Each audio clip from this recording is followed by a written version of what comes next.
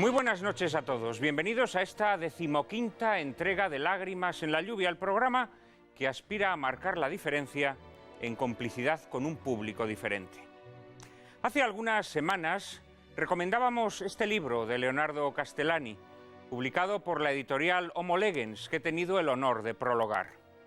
El Apocalipsis de San Juan, un comentario extraordinariamente sugestivo, lleno de hondura y finura literaria, al último de los libros canónicos de la Biblia.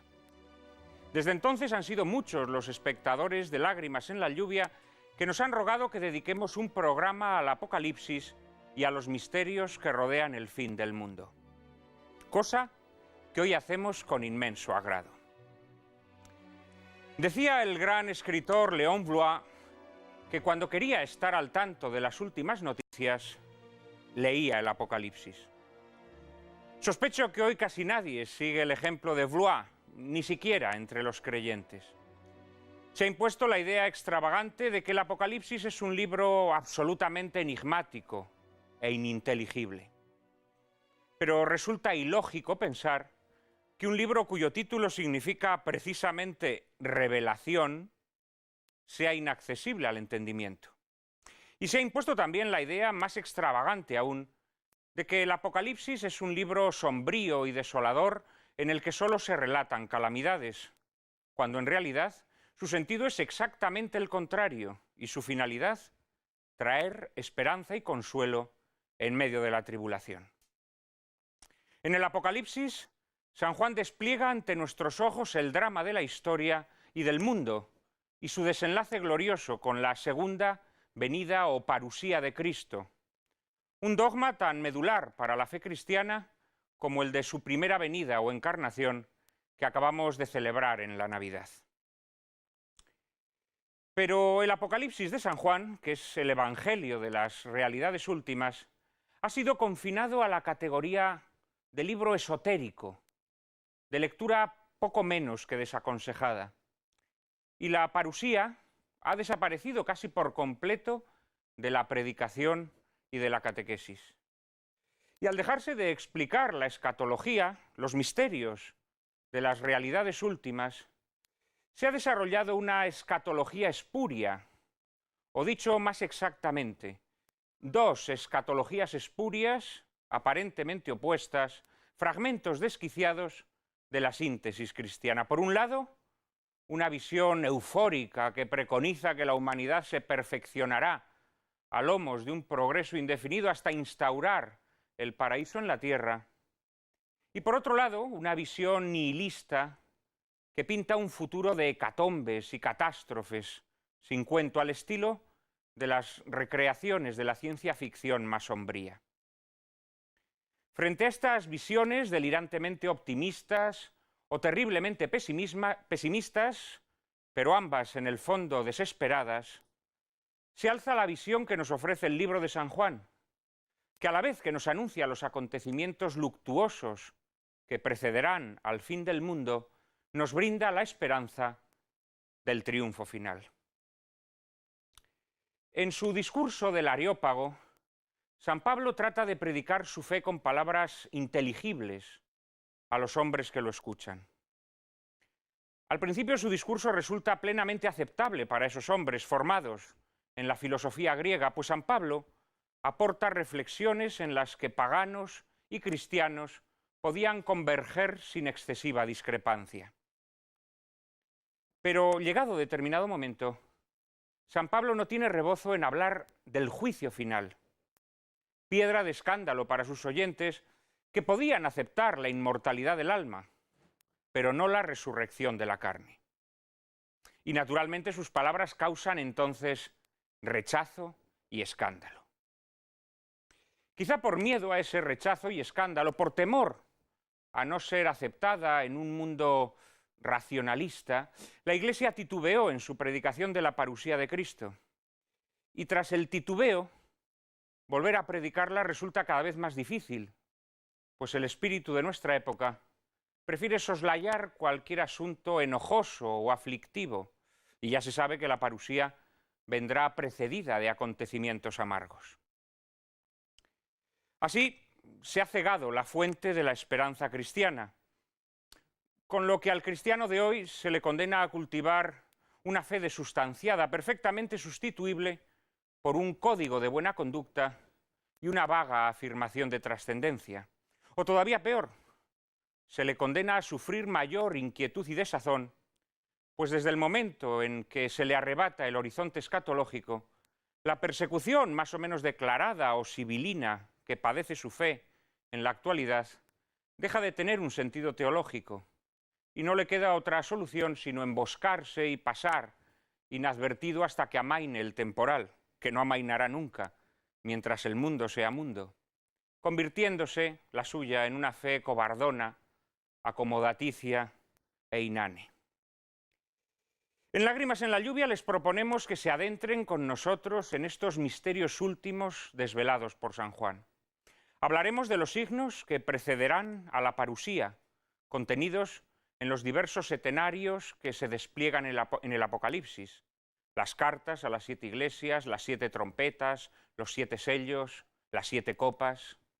Hablaremos de lo que el mismo Jesús anunció en el Evangelio, a saber que vendrá una tribulación como no se habrá visto otra igual sobre la tierra, acompañada de una apostasía de proporciones descomunales. Hablaremos de la figura del anticristo, a quien muchos confundirán con un nuevo Mesías, que instaurará una impostura religiosa fundada en la adoración del hombre. Y hablaremos, por supuesto, de su derrota, tras la segunda venida de Cristo, a la que se sucederán la resurrección de la carne, el juicio final y el triunfo de la Jerusalén celeste. Lo haremos en compañía de 3 reputados teólogos y estudiosos del Apocalipsis: David Amado, Gabino Uríbarri y José Carlos Martín de la Hoz, a quienes acompañará un asiduo de este programa, Miguel Ayuso. Les prometo un coloquio formidable. Pero antes, como siempre, María Cárcava les anticipa la película que lo ilustrará. Buenas noches, Juan Manuel, y muy buenas noches a todos ustedes. Y cuando el Cordero abrió el 7º sello, se produjo en el cielo un silencio que duró alrededor de media hora. Con esta cita del capítulo 8 del Apocalipsis se inicia una de las películas más importantes en la historia del cine, El 7º sello, dirigida en 1957 por el sueco Ingmar Bergman, también responsable de su guión. Un autor personalísimo, amante de los silencios y de los diálogos brillantes y profundos, con una marcada influencia teatral que creó como nadie más ha sabido hacerlo personajes atormentados que en una incesante búsqueda de Dios pretenden dar respuesta al sentido último de nuestra existencia. Del genio sueco podemos destacar títulos como Fresas salvajes, El manantial de la doncella, Persona, Secretos de un matrimonio o Fanny y Alexander, pero ninguno, desde luego, tan universalmente conocido como El 7º sello. Destacan en este film innumerables aspectos, como una cuidadísima fotografía a cargo del maestro Gunnar Fischer, que trabajó con Bergman en 10 ocasiones, y una música acorde con cada escena, compuesta por Erik Nordgren, que repitió participación con el director en una decena de películas. Y es que de sobra es sabido que a Ingmar Bergman le gustaba mucho trabajar con el mismo equipo, y eso mismo sucede con el reparto del 7º sello, en el que nos encontramos con diversos actores fetiche del genio sueco, como Gunnar Björnstrand, que interpreta al escudero, o Bibi Andersson como la mujer del cómico. Capítulo aparte se merecen los verdaderos protagonistas de esta obra maestra del 7º arte. Nos referimos, claro está, a Wenche Kerok, que encarna magistralmente a la muerte, y a Max von Sydow en el papel del caballero Antonius Block. Von Sydow, gracias a Bergman, llegó a convertirse en una gran estrella internacional, con títulos a sus espaldas como El exorcista. Bergman escribió que la inspiración para el 7º sello se la proporcionaron los frescos medievales que descubrió en la infancia, mientras acompañaba a su padre, predicador luterano, por las iglesias rurales de Suecia. En ellas descubrió motivos como el águila de San Juan, los juglares, la peste, la muerte que juega al ajedrez, la Virgen que pasea con el niño Jesús por un jardín, o las cruzadas, que luego convertiría en hilo conductor de esta alegoría sobre el hombre. Sus dudas existenciales, la búsqueda de Dios y una única certeza: la muerte. Y de este modo Bergman completó una película que puede verse como una actualización de las danzas de la muerte medievales, contempladas desde la particular mirada de un sueco educado en la tradición luterana. Así se explica la caracterización de la Edad Media como una época sombría alimentada por el oscurantismo y el miedo, muy característica de la propaganda anticatólica. En el séptimo sello, Bergman utiliza a sus actores como proyección de su obsesión en torno al problema de la muerte. Por un lado, la duda angustiada de Max von Sydow, unida a un fuerte deseo de creer. Por el otro, el franco escepticismo del escudero combinado con un deseo igualmente fuerte de no creer. Al caballero no solo lo atormenta saber si Dios existe, sino comprender el sentido de la vida y penetrar en el corazón del misterio que oculta el cortinaje de la muerte. La única respuesta a la inquietud del caballero hubiese sido la buena nueva de la resurrección. Pero tal esperanza no está presente en el séptimo sello. A falta de esa esperanza gozosa, el caballero solo puede escapar a la angustia cuando comparte una comida campestre con los cómicos José y María, que intencionadamente tienen los mismos nombres de los padres de Jesús y que representan la continuidad de la vida hecha a un tiempo de alegría y serenidad. Todas las figuras capitales de esta película tienen una intención alegórica. Y así, por ejemplo, la esposa del caballero representa la fidelidad humana y religiosa, la espera paciente y esperanzada. Es la mujer que lo ve todo desde Dios y que puede mirar de frente a la muerte sin pestañear. Lo que da a la película su fuerza sobrecogedora es sobre todo su sorprendente calidad visual. Las imágenes son de una potencia emocional extraordinaria, lo mismo que su puesta en escena, que concilia la estilización estética propia de los pintores medievales con el estilo distintivo de Bergman, que se define por un juego constante de la cámara sobre el rostro de los actores. Baudelaire demandaba un arte que lograse anular la barrera entre poesía y filosofía. Y esto es precisamente lo que Bergman consigue en esta inolvidable película que, como nos decía María Cárcava, es una de las más grandes obras del séptimo arte. Que ustedes la disfruten.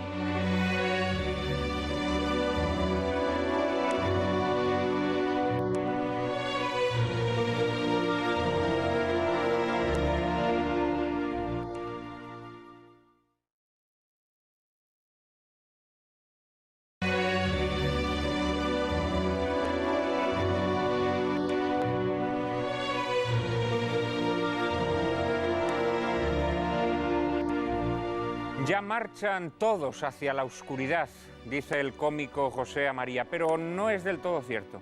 No todos han sido arrollados por la muerte en su danza macabra. Se han salvado la muchacha muda y la esposa del caballero. Ha sido su aceptación de la muerte profunda y serena la que las ha liberado prodigiosamente ambas. Su fe les ha dado vida, como a los propios cómicos, mientras todos los demás marchan hacia la oscuridad. Nosotros no deseamos tener a nuestros espectadores en la oscuridad y por eso los invitamos a que nos hagan llegar a través de nuestro correo electrónico todas las sugerencias que deseen. Hemos recibido muchos correos en los últimos días, Cárcava. Pues la verdad es que, Juan Manuel, muchísimos correos, como el de Federico Hasna, que nos sugiere que hagamos un programa sobre terrorismo. Fernando Domínguez, desde Zaragoza, pide que dediquemos un Lágrimas en la lluvia a hablar del sistema carcelario, empleando para ello el film de John Frankenheimer, El hombre de Alcatraz, que tiene como protagonista a Burt Lancaster. Fernando Domínguez nos ha enviado un ejemplar de un libro histórico de su autoría titulado Los Godos y publicado por la editorial Cultiva Libros, que leeremos con mucho gusto. También desde Zaragoza nos propone Víctor Gutiérrez Olmedilla que hablemos en alguna ocasión del ejército o de temas relacionados con el ejército. Desde Santander, Mario Cabezas Calvo pide que hablemos en Lágrimas de grandes obras de la ingeniería a lo largo de toda la historia y de su utilidad pública. Muchas gracias también a Ana Briones, Florentino Zoido, Marcos Alonso y Rafael Salazar, entre otros, que nos animan a seguir dando la batalla. Y una fotografía muy especial nos llega desde Oviedo, mi ciudad natal. Fruela y María Coyoto nos envían esta divertidísima imagen en la que nuestro espectador canino Spile no pierde ripio del film que emitimos la semana pasada, El oso. Muchísimas gracias a todos, de verdad. Sepan que nos encantan sus correos y que por eso queremos siempre más y más. Así que no dejen de enviarnos sus opiniones y sugerencias a lágrimas@intereconomía.tv. Repetimos, lágrimas@intereconomía.tv. Me ha encantado esta incorporación, querida Cárcava, de la fauna canina a nuestro programa. Oye, todo sea por acrecentar nuestra audiencia. Muchas gracias a todos nuestros amigos por vernos y gracias por hacerse acompañar de sus mascotas mientras se emite Lágrimas en la lluvia. Gracias también por todas esas sugerencias a las que procuraremos ir dando salida. Terrorismo, ejército, grandes obras de ingeniería, sistema carcelario. Todo eso yo lo apunto en mi libreta de tapas de hule blanco, no negro, no se piensen, y poco a poco procuraremos ir satisfaciendo sus demandas. Hoy, ya lo saben todos ustedes, vamos a hablar sobre el fin de los tiempos, sobre la profecía de San Juan, el Apocalipsis, el último de los libros canónicos del Nuevo Testamento. Y para hablar del Apocalipsis de San Juan contamos con 4 extraordinarios invitados que paso de inmediato a presentarles.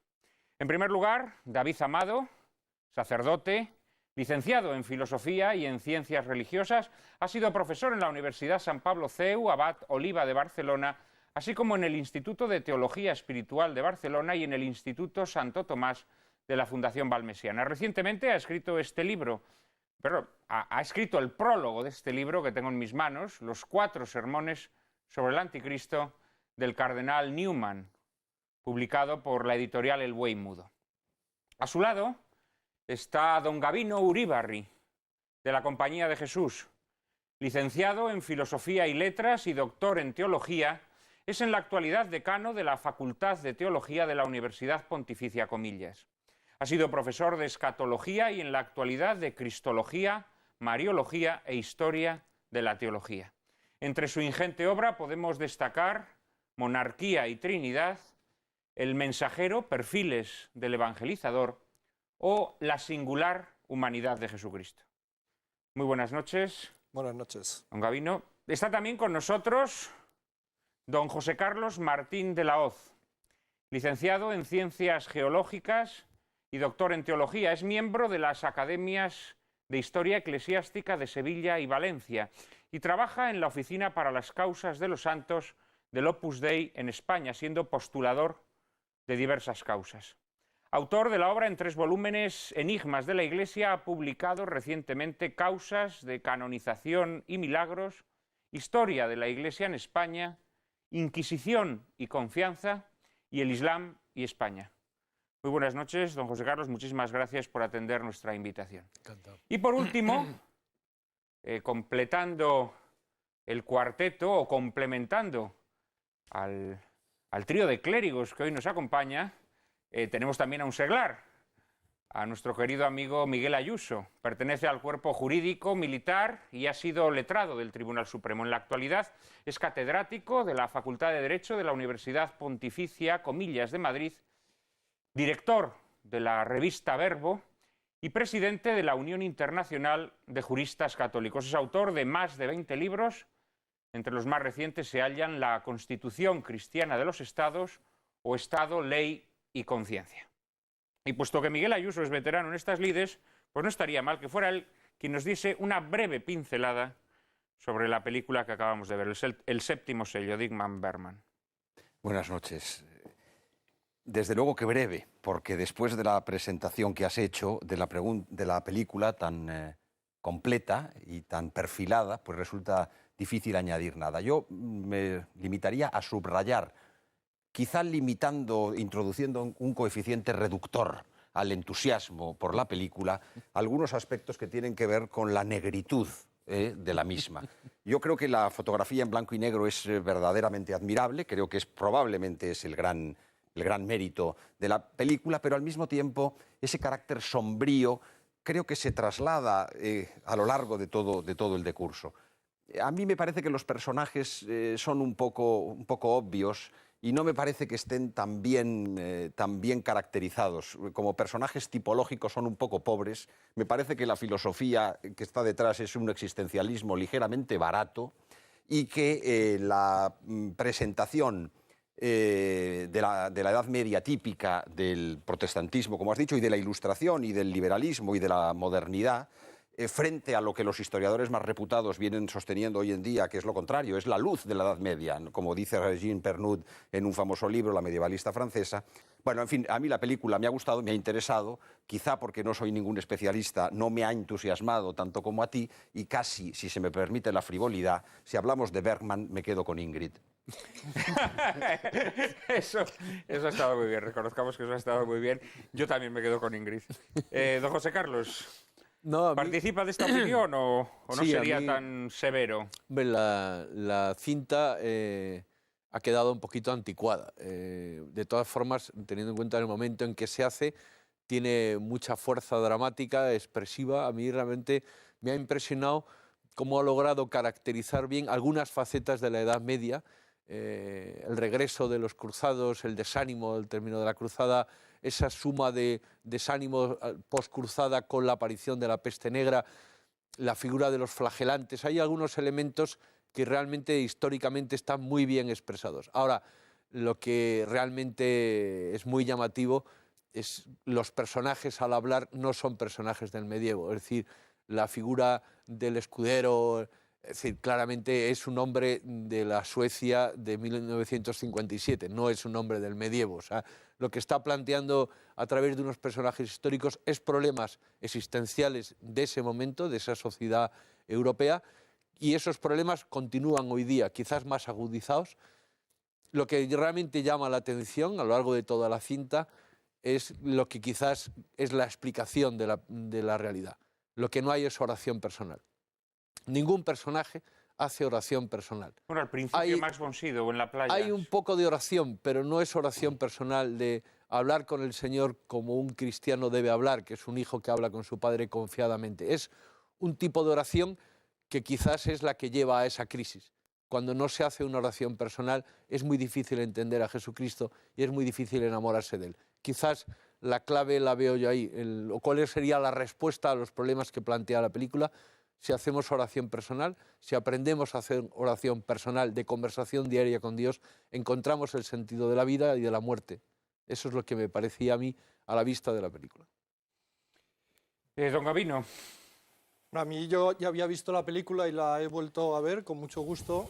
Me parece que es una película interesante porque plantea temas muy de fondo de la vida de cada persona humana. Y uno de ellos, sin duda, es el de la muerte, que en el fondo es por qué merece la pena vivir. Ahora sí que me llama la atención, y en eso coincidiría, por lo menos en parte, con Miguel Ayuso, en que la vivencia de la muerte y la pregunta ante la muerte que aparece en concreto en esta película con esa carga tremenda de angustia, ciertamente no es la vivencia cristiana. Por ejemplo, San Pablo en la carta a los filipenses habla y dice claramente que desea morir porque está lleno de esperanza, está lleno de confianza, está lleno de esta fe en la resurrección, lo cual hace que la muerte, también como dice la carta a los Corintios, pues no sea un gran enemigo, es un enemigo que está vencido. Entonces la visión cristiana pues es más pacificada, es más serena, ciertamente es un golpe, la muerte siempre, pero desde la fe no se vive con esa sobrecarga de angustia tan tremenda y tan sombría que aparece en la película, ¿no? y quizá nuestro último invitado también pudiera aportarnos una última reflexión sobre el séptimo sello. Yo comparto el juicio de don Miguel sobre los excesos de la película respecto a la Edad Media, ¿no? Que probablemente pues, ni existió el terror milenario, ni existió esa forma que hay de tratar concretamente, por ejemplo, el tema de la chica embrujada, ¿no? De la Inquisición, esa forma absolutamente antiprocedimental, podríamos decir, y salvaje. Me parece, sin embargo, que la película hay que verla más en el sentido que plantea las dudas de Bergman, que es un problema de fe. Y lo que sí que se encuentra a faltar, aunque se atisba en un momento, es lo que será la comunidad de la Iglesia. es lo que se encuentra a faltar, que él no transmite. O sea, la Iglesia allí aparece como de fondo, esos predicadores así un poco extraños que se nos van presentando, el juez o el que acompaña a la Inquisición, pero no aparece la comunidad de la Iglesia, que es la que permite esa confianza, esa carnalidad que está pidiendo el protagonista, el caballero, que está pidiendo, quiere ver, quiere tocar, quiere hablar. Eso se da en la Iglesia. Eso es lo que Berman no conoce. Porque es protestante. Porque es protestante. Pero lo que insinúa de alguna forma, cuando están allí comiendo, compartiendo aquella leche y aquellas fresas con la familia, lo insinúa, claro que no es la Iglesia católica, pero queda como, se atisba que está buscando una comunión, que la chica además lo dice, me parece, la mujer dice, no, no es bueno estar solo, ¿no? ¿Quién te está esperando? Etcétera, etcétera. Quizás es el único momento luminoso de la película o el único momento en el que el caballero se siente feliz o al menos aliviado de esa angustia que lo corroe, ¿no? Bueno, y puesto que en esta película hay muchas carencias que tienen que ver con esa amputación que la Reforma introduce en la fe de la cristiandad, curiosamente una de esas carencias, la más evidente de todas ellas, es la fe en esa segunda venida de Cristo, la fe en la resurrección que viene después de la muerte y que vence su dominio. Y nosotros aquí, en cambio, como somos muy poco protestantes, aunque nos guste mucho protestar, vamos a hablar a fondo del Apocalipsis de San Juan, con todas las de la ley, sin ocultar ninguno de sus aspectos y, por supuesto, muchísimo menos esa ventana abierta a la esperanza que nunca falla. María Cárcava nos introduce en el tema. La palabra apocalipsis proviene del verbo griego kalipto, que significa velar, ocultar. Al verbo se añade la preposición apo, equivalente a nuestro prefijo des. Apocalipsis significaría, pues, desenvelamiento, o dicho con mayor propiedad, revelación. El Apocalipsis es el último libro del Nuevo Testamento y se sabe que fue escrito a finales del siglo I o tal vez a principios del siglo II. Un momento especialísimo en el que las persecuciones a los cristianos se tornaron cruentas bajo la dominación del emperador Domiciano. El autor del Apocalipsis se identifica a sí mismo dentro del libro como Juan, discípulo de Jesucristo, desterrado a la isla de Patmos, en Grecia. Podríamos decir que el Apocalipsis de San Juan es una profecía coherente que abraza, según San Agustín, todo el tiempo de la Iglesia, desde la ascensión de Cristo hasta su segunda venida. Curiosa resulta su estructura, en la que se suceden una serie de setenarios. Las cartas a las 7 iglesias, los 7 sellos, las 7 trompetas, las 7 copas, así como diversas visiones que preceden a la segunda venida o parusía de Cristo. Históricas, alegóricas, simbólicas, innumerables han sido las interpretaciones realizadas sobre esta revelación de Jesucristo, desde las más literales a las que tratan de reducir la profecía de San Juan a una especie de batiburrillo de acertijos indescifrables, sembrando la confusión entre creyentes y descreídos. Pero una revelación no puede ser indescifrable. De ser así, nos dice Leonardo Castellani, se trataría de lo contrario de una revelación. El Apocalipsis es por encima de todo un libro de esperanza que se abre y cierra con la visión gloriosa de la Jerusalén celeste, un libro de vigencia máxima en nuestro tiempo, un tiempo que se esmera con denuedo en que las visiones de San Juan caigan en el olvido, porque una vez olvidadas seremos incapaces de reconocer los signos que preceden al final de los tiempos. Don José Carlos, hoy se habla muy poco del Apocalipsis. Sí, precisamente el Apocalipsis es un libro que cierra la revelación y en ese sentido tiene una continuidad con el libro del Génesis, que comienza en el principio: Dios creó el cielo y la tierra. Quizás Juan, viéndose movido por el Espíritu Santo, escribe el final, lo que sucederá al final de los tiempos. De todas formas, en el Apocalipsis, como en cualquiera de los libros revelados, siempre hay dos cuestiones. Una, la lectura literal del texto, la lectura que nos va a introducir en un mensaje que Dios nos quiere transmitir a través de esas palabras, y luego hay un mensaje concreto para cada persona. de tal modo que en esa estructura general del Apocalipsis, primero las 7 cartas y después los grandes signos escatológicos, podemos también ver las dos cosas. Primero, las 7 cartas hacen referencia a problemas que estaban teniendo en ese momento las iglesias, las 7 iglesias a las que escribe esas cartas.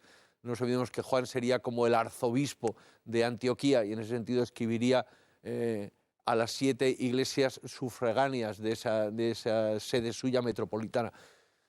Están sucediendo problemas tanto de persecución externa, la persecución de Domiciano que acabamos de mencionar, la de Nerón que ha sido la primera y que se van a ir sucediendo, y la Iglesia va a ser periódicamente sometida a la persecución porque ha de estar constantemente purificada. En ese sentido, la llamada a la santidad que Jesucristo hace se va a convertir inmediatamente en una llamada a la santidad martirial. Es decir, el martirio es la identificación plena con Jesucristo, el final como Él muriendo en la cruz. Pero a la vez nos está anunciando unas persecuciones también internas, es decir, ese problema de la herejía, el problema del que pone su yo por encima de la revelación, del que se erige a sí mismo como en Dios, de las desfiguraciones del misterio revelado. En ese sentido, ya en la primera parte hay que hacer las dos lecturas, lo que le está diciendo a las iglesias de ese momento, lo que el Espíritu le dice a las iglesias de esa época, lo que el Espíritu nos va a decir a todos los cristianos de todos los tiempos, que es que la llamada a la santidad requiere una purificación constante y por tanto que las persecuciones de dentro y de fuera nos van a mantener encendidos en el amor. Vamos a estar puestos a prueba, por como Jesucristo lo dijo, igual que me han perseguido a mí, os perseguirán también a vosotros. Luego en esa segunda parte, que serían las visiones escatológicas, esas visiones escatológicas que sucederán al final de los tiempos, que vienen precedidas por una serie de calamidades con las que se va a purificar esa iglesia que va a entrar a celebrar la Pascua eterna con Dios en el cielo, con el Cordero en el cielo. Es un mensaje de esperanza. Cuando vengan esas persecuciones, cuando vengan esas catástrofes, esas situaciones difíciles, nuestra esperanza siempre tiene que estar en Dios. Esa esperanza que cada día en la oración se construye y que cada día en la vida de oración se va adquiriendo la fuerza para ir adelante. De tal manera que el libro del Apocalipsis contiene mensajes para el final y contiene mensajes para cada día de la vida de un cristiano. En ese sentido, como todos los libros inspirados, siempre tienen varios niveles de oración, tienen varios niveles de lectura, hay un sentido literal, un sentido espiritual, y en ese sentido también son las diversas interpretaciones a las que aludías tú antes, es decir, que podríamos hablar después en las siguientes partes del programa. Efectivamente, son muchas las escuelas interpretativas del Apocalipsis, ¿no? David, ¿tú con qué tipo de interpretación te quedas cuando afrontas la lectura del Apocalipsis? O sea, no me quedo con una sola, ¿eh? No, naturalmente. Porque, quiero decir, en las diferentes lecturas hay muchos aspectos muy interesantes y relevantes, ¿no? Yo, lo que vería en este libro es lo siguiente, entre otras cosas, ¿no? La historia es conducida por... Hay alguien que es el conductor de la historia, que es Cristo, que es el Señor de la historia, y esto es decisivo. Y la historia cristiana, bueno, tal como nos ha sido revelada, parte de un designio de Dios en un origen, una creación, un génesis que es aludido, y conduce a un final. Y esa historia, impepinablemente, es conducida por el Señor. Es Dios el Señor de la historia. Ahora bien, San Pablo hizo otra manera, ¿no? Que todo concurre en bien de los que le aman. Pero, ahora bien, ¿qué sucede? Que nosotros continuamente queremos apropiarnos del sentido de la historia, queremos controlarlo. Los no creyentes, por supuesto, pero también los cristianos de una forma singular. A veces también quieres ser el dueño de los acontecimientos. Cuando las cosas se tuercen, porque hay persecución, como se aludía, y porque en el libro de Apocalipsis está anunciado más o menos que las persecuciones contra la Iglesia, con periodos quizá hay de mayor paz o de tranquilidad, pero en general las persecuciones van a ser continuas y sobre todo se van a incrementar en un momento determinado, conforme la historia se va precipitando y se acerca a su final, pues siempre hay la gran tentación de apartarse de Dios. Claro, la gran tentación de pensar, mira, pues quizá Dios no conduce la historia, quizá la guían otras fuerzas o hay otros poderes de los que podemos salir fiadores. Y ahí sí que el Apocalipsis continuamente, y entonces se podría entrar en mucho detalle en muchos aspectos, ¿no? Que tampoco quizás es el momento, pues sí que va aludiendo a todos esos peligros que son distintos, ¿no? Que pueden ser peligros exteriores de persecución o pueden ser herejías internas o puede ser la misma complacencia de los cristianos con su indiferencia, su frialdad, su tibieza, pueden ser muchísimas cosas. En ese sentido, sí que está revelada, yo pienso que sí que hay una revelación de los acontecimientos que se van a dar, que según el sentir común en general de los intérpretes a lo largo de los siglos, ya desde San Agustín, pues las cosas se van comprendiendo conforme suceden. Es muy difícil anticiparse e incluso es peligroso. Pero sí que hay una información para la Iglesia y para los cristianos sobre los acontecimientos, lo que se va a vivir. Y que todo eso, sabiendo que hay momentos de grandísimo sufrimiento, a los que van a seguir igual sufrimientos aún peores, pues hay que mantener la confianza del Señor porque nada escapa a su designio, nada escapa a ese... Yo resaltaría un aspecto que para la interpretación me parece que es muy importante, y es que dos cosas, ¿no? Primero, que la apocalíptica es un género literario que maneja símbolos. Entonces, para entenderlo y para entrar dentro de lo que se nos quiere decir, es muy importante la interpretación de los símbolos. Por lo tanto, un enfoque muy literalista, una lectura muy literalista del Apocalipsis, pues no ayuda. Hay que entender los símbolos. Por ejemplo, los cuernos son símbolos de poder. Las trompetas son símbolos de que va a haber una intervención de Dios.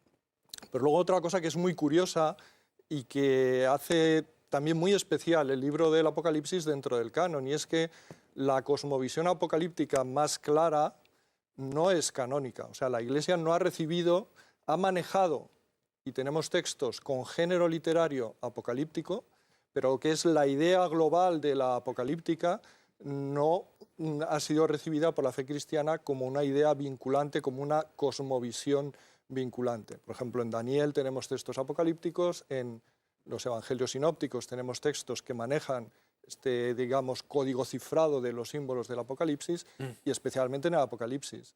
Pero, por ejemplo, una visión muy neta que permite identificar claramente quiénes son los buenos, quiénes son los malos. Una visión final del mundo que va a ser como una catástrofe final, una cosa terrible, una cosa apabullante, espeluznante, terrorífica, horrorosa.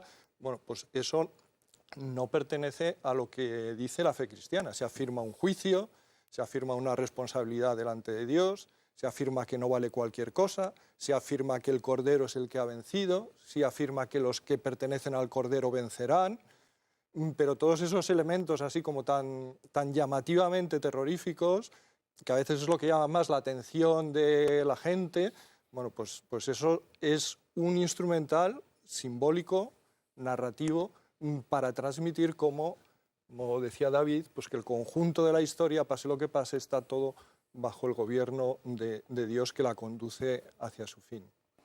Sin embargo, San Pablo, que no se puede decir que su lenguaje sea propio del género apocalíptico, sí habla de forma expresa de la gran tribulación y la gran apostasía, ¿no? Como elementos... Sí, pero eso no aparece en San Pablo, eso aparece en el capítulo 13 de Marcos, que es lo que se llama el Apocalipsis sinóptico.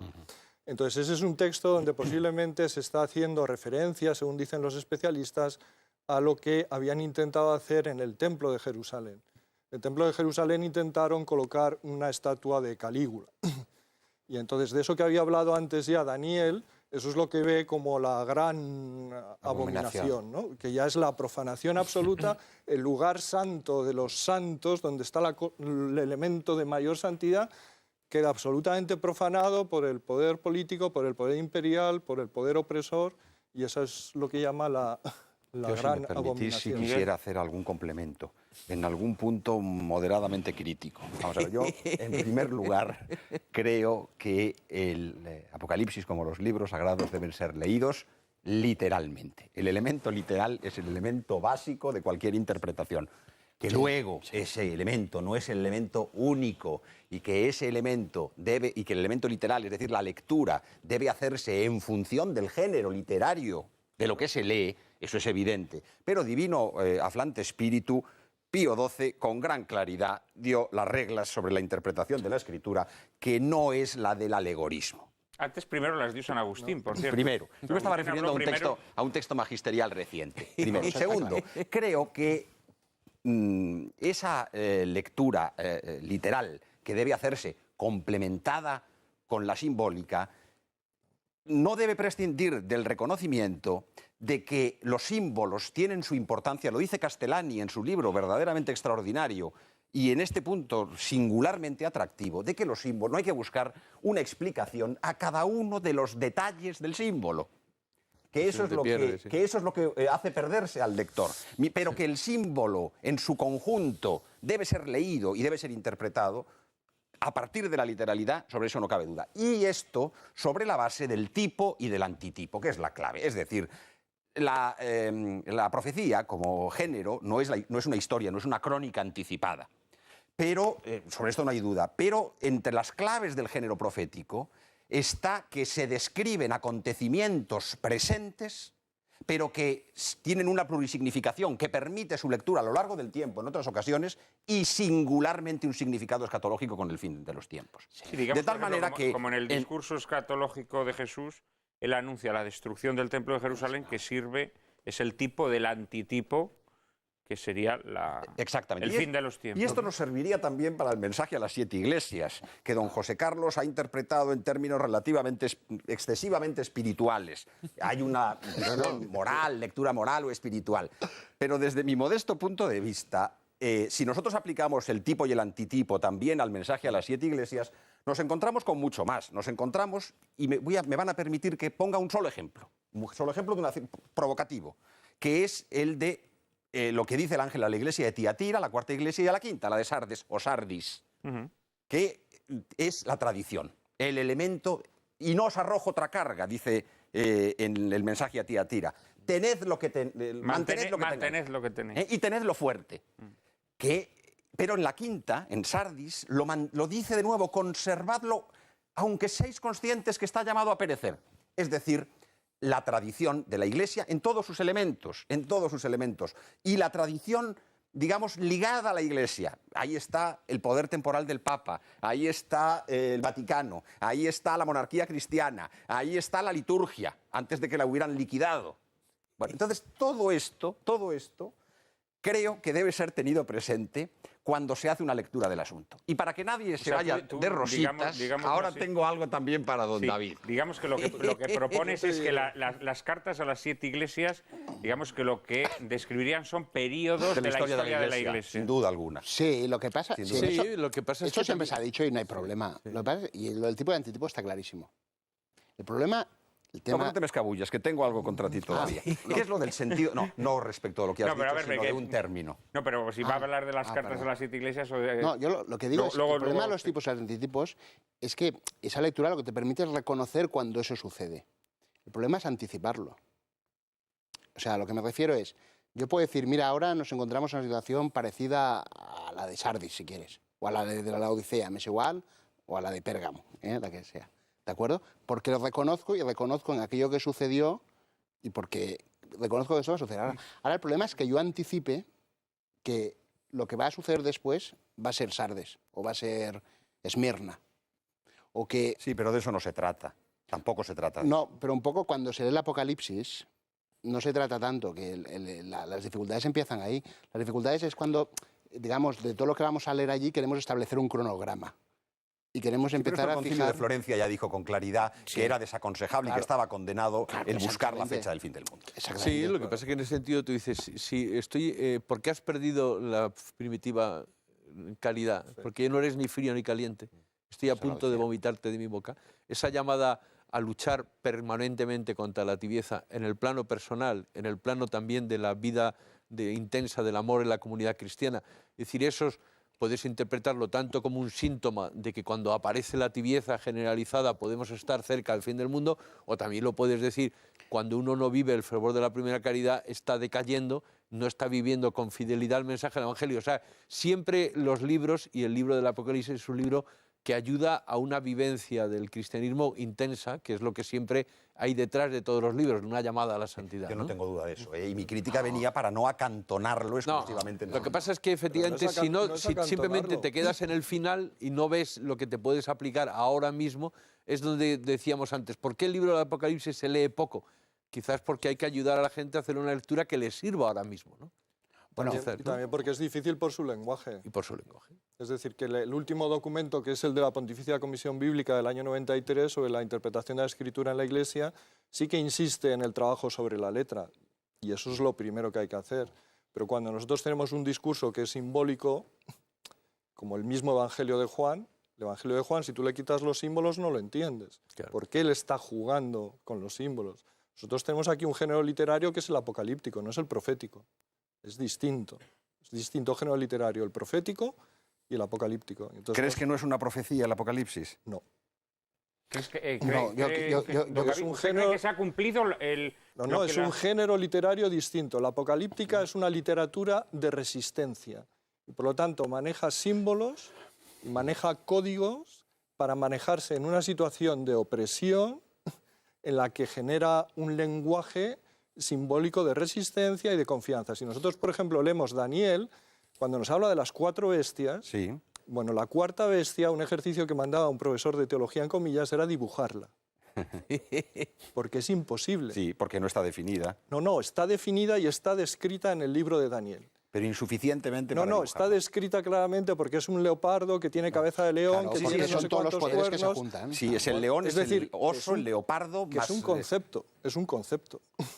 Es un concepto de es una bestia que es inasimilable, porque es totalmente distinto de cualquier otro poder que haya habido antes, porque es una cosa más feroz, es más salvaje, y entonces no se puede hacer una lectura Pero yo creo esta que en eso, bestia don que Gabino, es. en eso estamos todos más o menos de acuerdo. Es decir, no se puede hacer una lectura alegórica, tal y como conciben la alegoría en Roma, en la literatura latina, ¿no?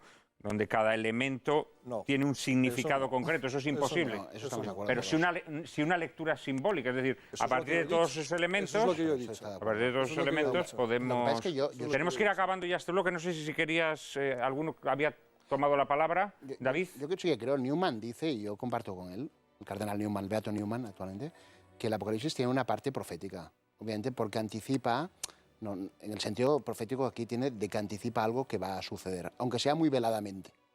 Y él lo piensa, y de hecho él lo que hace es buscar tipos en la historia de cosas que estén anunciadas, como pretipos, digamos, como configuraciones imperfectas en la historia de lo que se va a anunciar, porque yo esto sí que también lo creo que tiene el Apocalipsis, que sirve para cada momento histórico, iluminándolo de una forma singular.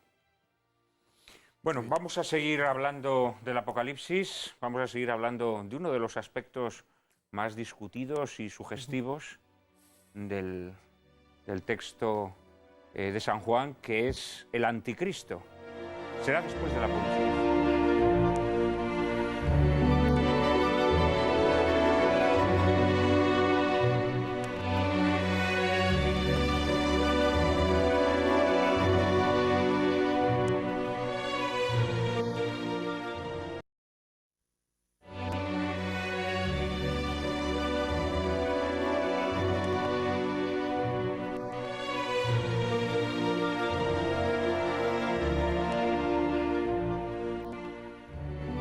En una pequeña ciudad de la Umbria, en Italia, la ciudad de Orvieto, hay una catedral gloriosa, un acantilado de mármol surgiendo en medio de una ciudad construida de toba.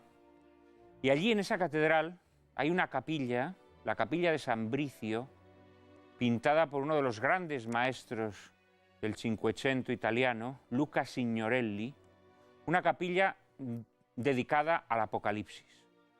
En esa capilla estuvo en cierta ocasión María Cárcava. Se quedó impresionada con aquellos frescos en donde aparece la figura del anticristo.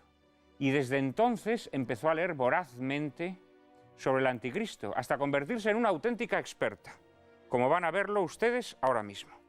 Bueno, ya será menos. Glosaba el cardenal Newman en sus 4 sermones sobre el anticristo unas palabras de San Pablo a los tesalonicenses. Así como la primera venida del Señor tuvo su precursor, así también lo tendrá la segunda.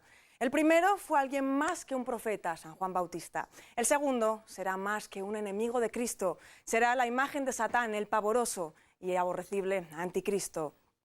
Al anticristo lo denominó San Pablo el ánomos, el hombre sin ley, y Cristo se refirió a él como el otro cuando afirmó: he venido en nombre de mi Padre y no me recibisteis, mas vendrá otro en su propio nombre y a ese sí lo recibiréis. San Juan en el Apocalipsis describe al anticristo como la bestia que surge del mar, acompañado por la bestia que surge de la tierra, que será su profeta y principal promotor de una adulteración religiosa que se resumirá en la antropolatría o adoración del hombre. Se cuestiona si el anticristo es un movimiento social, filosófico o político, o si por el contrario se trata de una persona concreta. De acuerdo con la opinión de los primeros padres de la Iglesia, el anticristo o bestia del mar es una persona concreta, pero a nadie se le escapa que podrían ser ambas cosas a la vez. Pero ¿cuáles son los rasgos del anticristo? En contra de lo que muchos piensan, no será un hombre abiertamente demoníaco al estilo de Nerón, Hitler o Stalin, sino que encubrirá su perversidad haciendo gala de una falsa humanidad. No será un personaje siniestro, sino que se mostrará virtuoso, aunque su fondo sea cruel, soberbio y mentiroso. Ante los ojos de los engañados aparecerá como un verdadero salvador de la humanidad, todo un príncipe de la paz que pretenderá instaurar un nuevo orden mundial y atajar así las crisis y hambrunas que aquejan al mundo. Pero sus portentos se revelarán a la postre falsos. Someterá duramente a los pocos que mantengan la fe en Cristo ante la impasibilidad de la sociedad, que contemplará a esos pocos fieles resistentes como delincuentes o aguafiestas de la falsa felicidad traída por el anticristo. La persecución del anticristo desvelará el misterio de iniquidad del que hablaba San Pablo, una impostura religiosa o pseudomesianismo en el que el hombre se glorificará a sí mismo colocándose en el lugar de Dios, en un reinado de destrucción que durará unos 3 años y medio. Decía también el cardenal Newman que el anticristo aparecerá ante las gentes como un nuevo Cristo, y así es exactamente como el pintor italiano Luca Signorelli lo pintó en la capilla de San Bricio, como decía Juan Manuel de Prada, en la Catedral de Orvieto.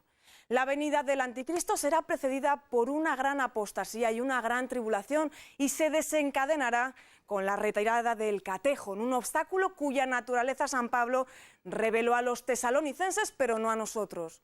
Los antiguos padres creyeron que ese catejón podía ser el Imperio Romano, pero desde la perspectiva contemporánea, y puesto que San Pablo llama ánomos al anticristo, ese catejón podría ser la quiebra del principio de autoridad, la subversión del orden político y jurídico. Por supuesto, cualquier parecido entre el reinado del anticristo y la situación que vivimos hoy es pura coincidencia.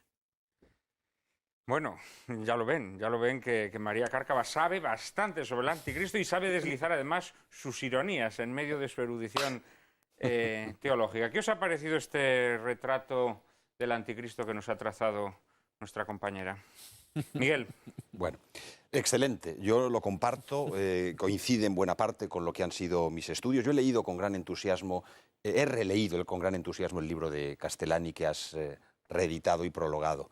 Yo lo había leído hace 30 años, cuando no tenía 20 todavía, y me dejó una impresión que ahora ha quedado reforzada, tras haber leído en ese tiempo los papeles de Benjamín Benavides o Cristo vuelve o no vuelve, es decir, las 3 piezas de la obra escatológica o eschatológica, como dice él, para huir de la confusión entre los excrementos y el fin de los tiempos, de las ultimidades de Castellani.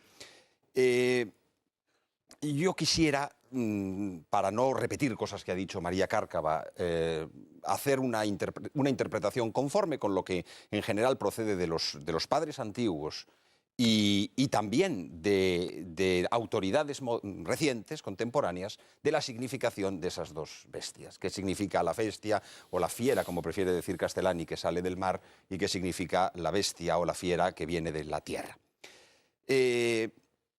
En cuanto a la bestia que sale del mar, siempre se ha identificado en la escritura el mar como el terreno de lo político, de tal manera que del orden temporal, De tal manera que la bestia que sale del mar tendría que ver, o la fiera que sale del mar tendría que ver con una realidad política. Que esta realidad política ha sido identificada, pienso en una autoridad como el padre Bover de la Compañía de Jesús, ha sido identificada como la potestad antiteocrática, en realidad, como, digamos, la potestad política anticristiana, profundamente anticristiana, mientras que en cuanto a la segunda bestia, la segunda fiera, a la que viene de la tierra, interpretando la tierra en el sentido del orden espiritual, ha sido interpretado y concebido como el pseudoprofeta. Yo aquí, si me voy y tengo tentaciones a la interpretación de Lacunza, el gran jesuita español, nacido en Chile a mediados del 18, posteriormente con la disolución de la Compañía de Jesús, exiliado, que muere en el norte de Italia en 1801 y cuya obra el traidor Belgrano edita en 1816 en Londres, él interpreta que la bestia de la tierra es el sacerdocio envilecido y destruido por su mundanización y por su sometimiento a la potestad de la bestia que viene del mar. De tal manera la bestia que viene del mar que le identifica con la masonería. Sí, la identifica con la masonería y con el filosofismo, pero en realidad yo creo que eso hay que interpretarlo, lo ha dicho María Cárcava extraordinariamente bien, con el catejón. Es decir, ese obstáculo que tiene que ser levantado, y en esto la interpretación de los padres es que es unánime siempre, es que es el Imperio Romano, hasta el punto de que cuando los protestantes pretenden que el anticristo sea el Papa y sea Roma, todos los teólogos del periodo, hasta los antimilenaristas como Cornelio Alápide, Suárez, todos insisten en que es que el Imperio Romano todavía existe, y solo cuando el Imperio Romano caiga será el tiempo del anticristo, ante lo cual los protestantes quedan sin argumentación. De tal manera que esto es muy importante, el significado que tiene del imperio. Pero ¿Y ahora el bien, Imperio Romano ¿el ha Imperio caído? Romano cuál es? Claro, nosotros podríamos Esa es la decir, gran pregunta. el padre Orlandis, también de la Compañía de Jesús, decía que el Imperio Romano había caído en 1806, cuando Napoleón obligó al emperador a desposeerse del título y a quedarse como simple emperador de Austria-Hungría, que era una porquería, vamos, una provincia. Eso ya no era el imperio. Bueno, sí, se puede considerar que el imperio lo que pasa es que hay una cosa muy profunda y muy interesante, que es que esto advera y avala el significado que tienen los padres y en los teólogos medievales y en los teólogos barrocos el significado. Y es que, sobre todo en los primeros, cuando estaban sufriendo la persecución de Roma, cuando Roma era Babilonia, en ese momento Roma era también el orden, era el catejón. Esto es misterioso, es profundísimo, y yo creo que esto avala la seriedad de esta tesis, que ya digo ha sido compartida unánimemente. Bueno, yo diría, esta es la gran pregunta. ¿Subsiste el Imperio Romano? ¿Podemos pensar que ha muerto en 1806? ¿Podemos pensar que subsiste en tanto en cuanto los estados modernos han mantenido un principio de orden en ocasión contra ellos? No podríamos decir que el Estado moderno, lo digo porque Carl Schmitt, el famoso jurista alemán, lanza esta hipótesis de que el Estado moderno de algún modo pudiera constituir una sustitución del catejón o una prolongación del catejón, lo cual sería misterioso también, porque igual que el Estado moderno nació en realidad contra la cristiandad, en estos momentos podríamos considerar que de alguna manera es algo que detiene el desorden. Pero podría ser de esa forma misteriosa. Aquella Roma que perseguía cruelmente a los primeros cristianos, sin embargo, era el obstáculo que impedía el advenimiento del anticristo. Podríamos hoy pensar que la Unión Europea, que es un organismo anticristiano, sin embargo, de forma misteriosa, también lo está reteniendo. Bajo ningún concepto.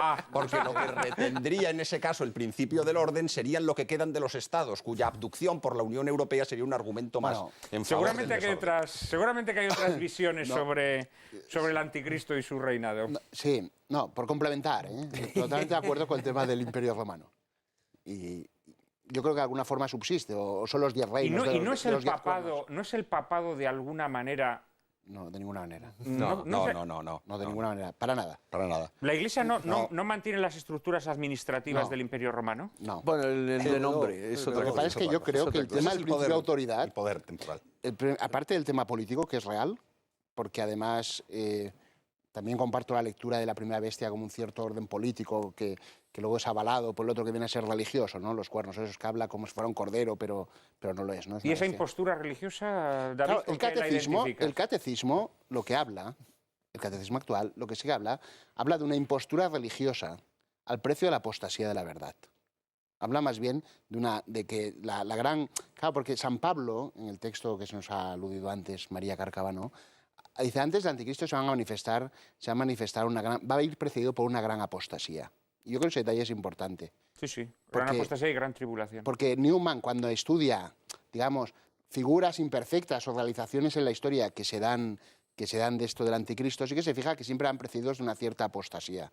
Sea en Juliano el Apóstata, ¿no?, con el arrianismo, sea, como él apunta, Mahoma, pues también por el monofisismo que da lugar después, ¿no?, al Islam, sea, bueno, siempre hay una gran apostasía. Entonces, yo el tema del principio de autoridad, que sí que creo en lo del imperio, pero creo que hoy en día sí que se nota una quiebra en cosas mucho más graves, como por ejemplo, cuando se ha quitado la autoridad de los padres respecto a los hijos, en tantas cosas.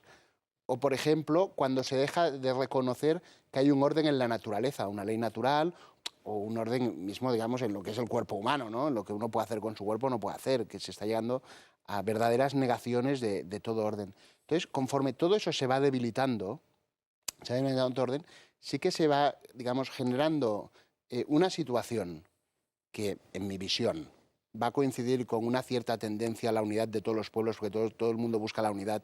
Y esto lo explica muy bien San Agustín, tanto lo que él llama la ciudad terrena como la ciudad de Dios, y eso es un gran bien.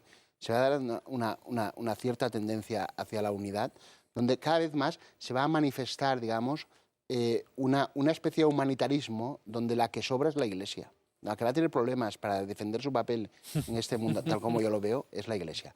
Pero creo que don Gabino discrepa o quiere hablar Sí, sin pero concrepa. Antes de que hable Gabino, una cosa a la que María Cárcava también aludía en su pormenorizada descripción sobre el reinado del anticristo, que sí que tiene una traducción muy evidente en nuestro tiempo. Tú has citado, bueno, el decaimiento, digamos, de la ley natural, es decir, de la capacidad de discernimiento moral en los hombres, que tiene mucho que ver con esa subversión del orden jurídico. Pero lo que yo sí veo en nuestra época de forma abrumadoramente evidente es la religión de la adoración del hombre. Claro. La antropolatría. O sea, el poner al hombre en el lugar de Dios, esto creo que de forma evidentísima, ¿no? Y esto sí que escalofría, ¿no?, que San Pablo en el siglo I anticipara esto. Esto verdaderamente sí sobrecoge. Sí.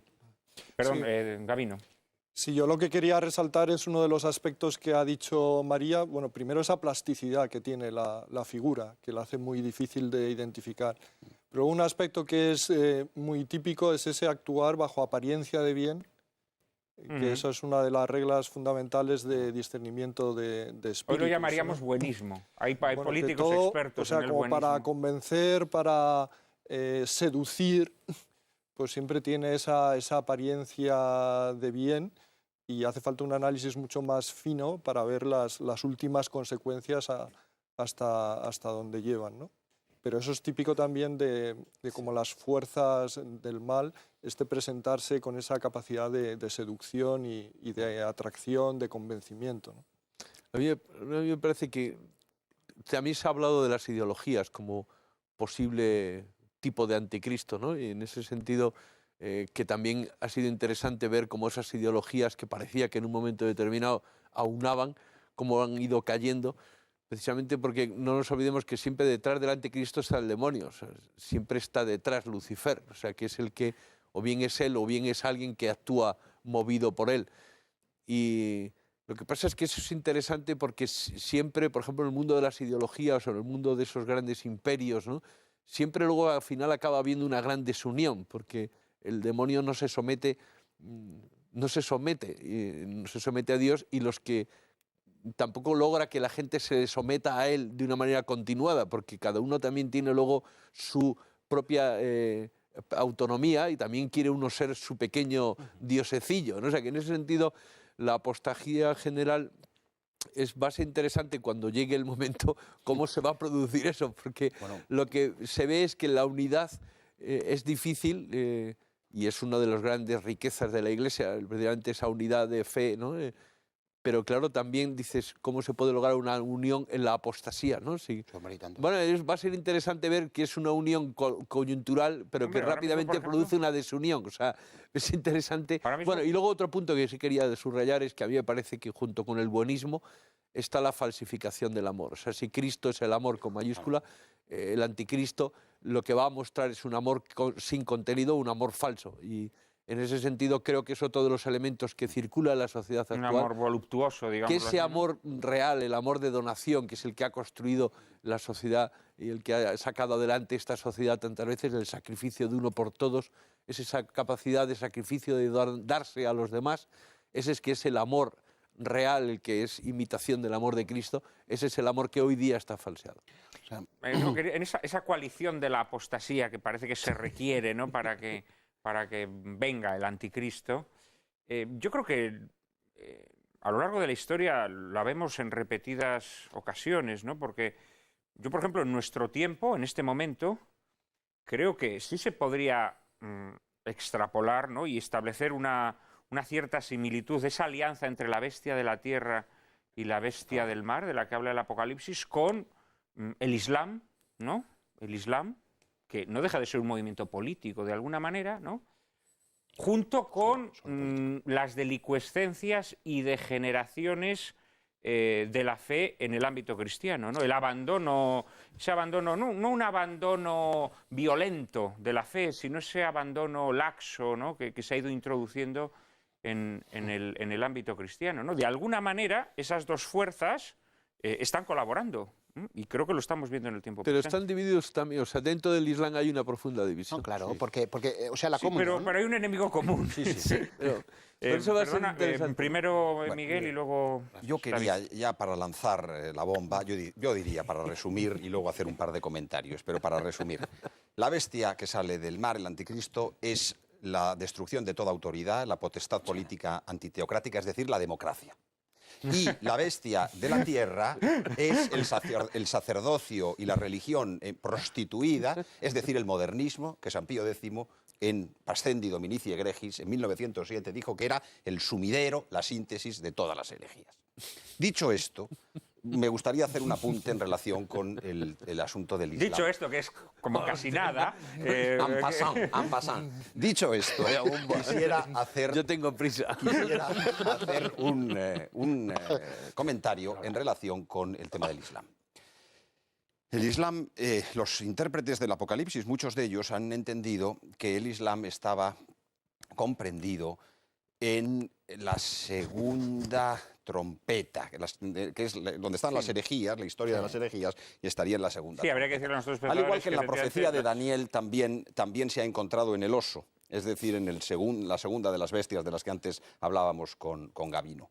Pero leyendo a Castellani, y no precisamente este libro del Apocalipsis, sino otro, encontré una cita del conde de Mestre verdaderamente interesantísima, que luego he visto en otros elementos de Donoso Cortés, y que son muy interesantes. Cuando dice el conde de Mestre que el protestantismo vuelto sociniano, es decir, negador de la divinidad de Cristo, como este reformador italiano, se convierte en un maometismo. Yo nunca digo islam ni digo musulmán, porque no les reconozco que son fieles. Para mí son infieles, los fieles somos nosotros, claro está. Por eso digo maometanos, es decir, secuaces de la secta de Mahoma. Y solo algunos. Secuaces de la secta de Mahoma. Pues, y esto es muy cierto. Lo que pasa es que esto que veía Castellani, que veía de Mestre, tenía que ver con un maometismo, y aquí tiene razón don José Carlos, me parece, que no es el que hoy vemos. Hoy vemos una efigie, una faz de este maometismo que es diferente, pero que en realidad en sus tendencias profundas histórico-culturales y pseudo-religiosas, porque no hay verdadera religión, el maometismo es una especie de traslación del error judío. Por la carnalidad. Es que el padre Théry, un dominico portentoso, amigo de Gilson, que publicó 4 volúmenes con seudónimo Hannah Zacaría, por temor por temor, pues que se llama El Islam, sus verdaderos orígenes, viene a decir, y es la síntesis de varios miles de páginas, que yo me atrevo a decir aquí con cierta desenvoltura y sanfasón, que el maometismo no es otra cosa que el judaísmo explicado a los árabes. Bueno, pues el error judío con todas sus implicaciones, se encuentra en el protestantismo, ese protestantismo vuelto sociniano. Y más aún, si nosotros viéramos las tendencias, repito, histórico-culturales de un país como los Estados Unidos de Norteamérica, encontraríamos que son un maometismo difuso. Esto es más difícil de verlo hoy. Precisamente por la faza que hace falta claramente otro programa dedicado al Islam. La fe cristiana desencarnada y desdivinizada, digámoslo así, es decir, la fe que no ve en Cristo la encarnación de Dios, se convierte en una religión formalista, a fin de cuentas despojada de esa...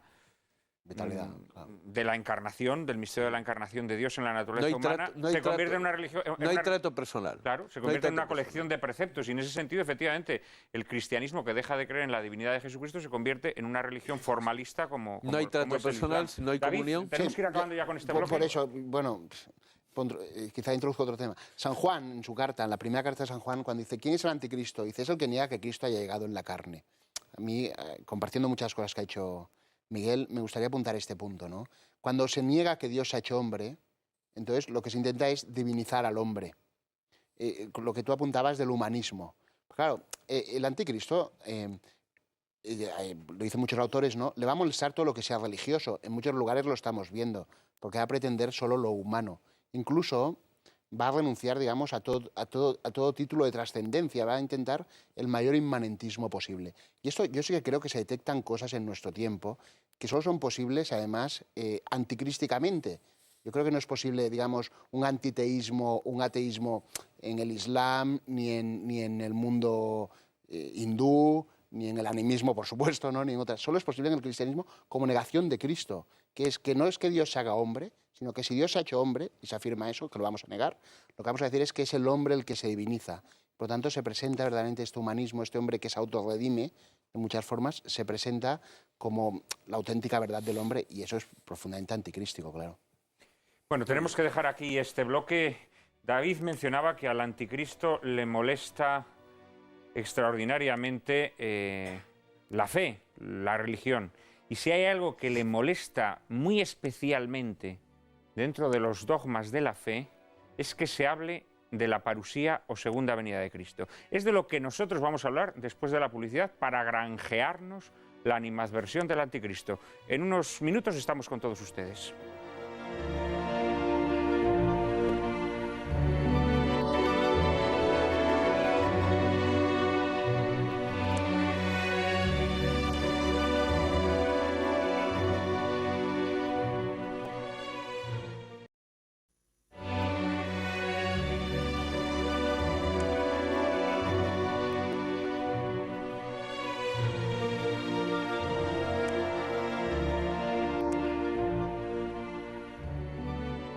El mismo Jesús nos anunció que el reinado del anticristo sería breve, porque su persecución sería tan feroz que si durase mucho, hasta los más fieles desfallecerían. Ese reinado del anticristo concluirá. El anticristo, nos dice Jesús, será derribado de un solo soplo por la segunda venida de Cristo, por la parusía de Cristo. María Cárcava nos introduce en el asunto. Cuando vuelva el Hijo del Hombre, ¿acaso hallará fe sobre la tierra?, preguntó Jesús a sus discípulos. Esta frase sobrecogedora nos sirve para introducir el último capítulo del drama que se nos narra en el Apocalipsis y que, como sucede con los mejores dramas, tiene un final feliz. En el clímax de la persecución, en el ápice mismo de la gran apostasía y la tribulación más espantosa de la historia, cuando los fieles estén a punto de desfallecer, llegará inesperadamente el momento de la victoria. El anticristo será derribado de un solo soplo con la segunda venida de Cristo, que San Juan representa como un rey de reyes y señor de señores montado sobre un caballo blanco. Y vi a la bestia y a los reyes de la tierra con sus tropas, reunidos para hacer la guerra contra el jinete del caballo blanco y su ejército. Fue apresada la bestia y con ella el falso profeta, y los dos fueron arrojados vivos en el lago de fuego que arde en azufre. Y vi también un ángel que bajaba del cielo con la llave del abismo y una cadena grande en la mano. Sujetó al dragón, la antigua serpiente, o sea, el diablo Satanás, y lo encadenó por 1000 años. Así se inicia una era de paz, el reino de los 1000 años, que algunos comentaristas han interpretado literalmente, siguiendo el magisterio de los primeros padres de la Iglesia, dando lugar así al milenarismo, y otros lo han hecho de forma alegórica, siguiendo a San Agustín y a San Jerónimo. En esa era de paz se fundará una nueva cristiandad bajo el reino de Cristo, gobernada por los santos resucitados. Y a su conclusión, Satanás será soltado de su cárcel para ser derrotado de manera definitiva y arrojado al lago de fuego junto a la bestia y al falso profeta. Entonces, tras la resurrección de la carne, Cristo, el Señor de la historia, juzgará a vivos y a muertos en el juicio final, y sobre un cielo nuevo y una nueva tierra descenderá como una novia engalanada para su esposo, estará la nueva Jerusalén, la ciudad santa, donde ya no habrá ni muerte, ni llanto, ni dolor. En esta ciudad tendrán su morada eterna los justos, y Dios habitará entre ellos. Pero apostilla el Apocalipsis: los cobardes, incrédulos, abominables, asesinos, impuros, hechiceros, idólatras y todos los mentirosos tendrán su parte en el lago que arde con fuego y azufre. Así, con la visión beatífica de la Jerusalén celeste se cierran las visiones del Apocalipsis, exactamente igual que se habían iniciado. Así, en efecto, se cierran en esa especie de pórtico, puesto que también se habían abierto con ellas el libro del Apocalipsis de San Juan. Gabino, más allá de esta lectura casi literal que nos ha hecho María Cárcava, de esta parusía de Cristo, ¿qué aspectos podríamos destacar para formación y reflexión de nuestros espectadores? Bueno, yo destacaría un par de cosas. Lo primero es que hoy siempre hablamos de Segunda Venida, y eso el primero que lo formula es Justino hacia el año 150, porque lo que aparece es parusía, donde no se dice nada de segunda, sino se dice venida o presencia. Este es un término que se empleaba para la llegada de los emperadores romanos cuando venían de una gran conquista, y entonces llegaba en su pleno triunfo, en su pleno apogeo, y eran unas fiestas tremendas de todo el pueblo y un gozo y un canto de la victoria. Eso es lo que se llamaba la parusía del emperador, y es un poco la imagen que se toma trasladándolo al caso de Cristo. Nosotros, Justino es el que habla de una primera venida en la carne y una segunda venida. Y un aspecto que también es muy importante es que la concepción cristiana, esto está presente en distintos libros del Nuevo Testamento y se mantiene muy vivo en la liturgia que nosotros celebramos, aunque a lo mejor no seamos conscientes. Ese grito de Ven Señor, Jesús, después de la consagración. Maranatha, en arameo, pues es un rasgo muy primitivo de esta esperanza de la venida gloriosa del Señor Jesús. Una venida gloriosa que coincide además con el juicio final, y una venida gloriosa que está manifestando lo que hemos dicho ya varias veces a lo largo del programa, cómo el conjunto de la historia está bajo el señorío del Señor Jesús. Y un señorío que se va a manifestar de una manera rotunda justamente en este momento del final de la historia, abrazando el conjunto de la historia, juzgando el conjunto de la historia, mostrándose como el Señor del conjunto de la historia. De tal manera que el juicio final y la parusía son dos caras de la misma moneda, y sí que es un aspecto muy importante de la fe cristiana, que aparece en la liturgia de la Eucaristía y aparece también en el credo. Y de nuevo vendrá con gloria a juzgar a vivos y muertos. Don José Carlos. Sí, vamos a ver, siempre se suele atacar a los cristianos, es parte de la literatura pagana de los final del Imperio Romano y después a lo largo de la historia, que quizás nos hemos preocupado poco de la vida en la tierra, puesto que tenemos nuestra mirada puesta en el cielo, ¿no? Quizás por eso a veces se habla poco de la parusía, para no subrayar todavía más eso, ¿no? Es decir, que no es verdad. Evidentemente los cristianos hemos procurado sacar adelante la sociedad en la que vivíamos codo a codo con nuestros contemporáneos, o sea que no se nos puede acusar de habernos olvidado del hoy en previsión del mañana, ¿no? Pero bueno, quizás eso puede explicar también que quizás no se ha insistido suficientemente o no se ha hablado suficientemente de ese tiempo de parusía, ¿no? De todas formas, la esperanza cristiana, esa esperanza en que al final hay un triunfo, igual que porque por la resurrección de Cristo ya estamos seguros también de la segunda venida del Señor, esa seguridad en que Cristo ha resucitado y por tanto nuestra fe está sólidamente asentada, se va manifestando en cada una de las pruebas, o sea que siempre hay esperanza. En la liturgia está también ese que aparece en la primitiva liturgia en Hipólito, en la Te dice Hipóliti, o aparece en tantos otros, ese sursum corda, que incluso en las propias representaciones en las catacumbas romanas aparece ese gesto de levantar las manos, que está en la liturgia primitiva. Levantemos el corazón, ¿no? Levantemos el corazón, es decir, estemos seguros de esa esperanza cierta, ¿no?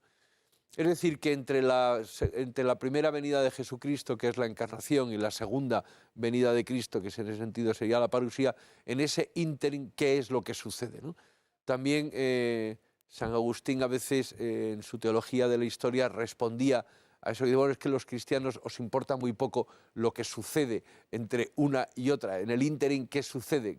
Realmente es interesante los imperios o las ideologías o los sucesos que acaecen. Sí, son importantes. Ahora, el hecho realmente importante, el que sucede en ese ínterin entre la encarnación y la segunda parusía, es la invitación personal diaria que Dios nos hace a cada hombre, cristiano o no, o del lugar del planeta, de cualquier raza, de cualquier condición. Todos los días Dios sale a nuestro encuentro y nos invita a la intimidad con Él. Podemos responder o podemos no responder. El hecho es que Dios nos sigue invitando cada día. En ese sentido, cada día está la persecución, la prueba, también está la esperanza, porque hay una esperanza cierta, y es que estoy siendo invitado cada día al amor. David. Sí, yo añadiría a todo esto, que me parece importante, el hecho de que todas las realidades terrenas, precisamente la esperanza en el advenimiento de Cristo, es importante para que todas las realidades terrenas se tengan que ordenar a Cristo. Es decir, lo que San Pablo utiliza, me parece, la expresión recapitulación, ¿no? Todas las cosas han de ser recapituladas en Cristo. Si no tuviéramos la certeza de que Cristo va a venir, no tendríamos esperanza, obviamente, pero también tenemos una esperanza de que el Señor, en la historia, de que en esta historia sea posible construir, a mí es igual como se llame. Juan Pablo II, por ejemplo, utilizaba la civilización del amor, ¿no? Que sea Es una posible. cursilada.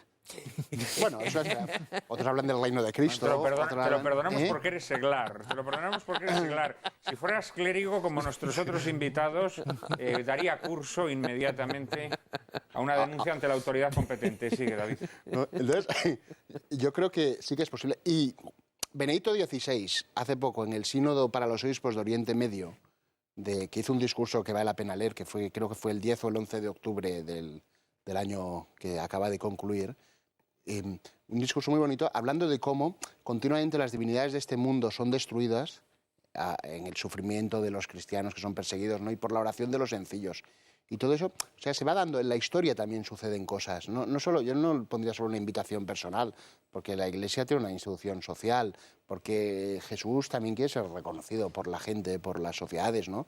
Sino que hay algo que la historia que va a suceder, que pienso yo, y que hay que trabajar eso. Y cuando rezamos para que venga su reino, que vendrá un día glorioso y se acaba la historia y se consuma, ¿no? Y entramos ya a la Jerusalén celestial, etcétera, etcétera, pero también en este mundo hay que trabajar con una esperanza de que el Señor, de que una sociedad se vuelva hacia Dios, ¿no? Abandone y sea cristiana. O sea cristiana en el sentido que reconozca a Cristo.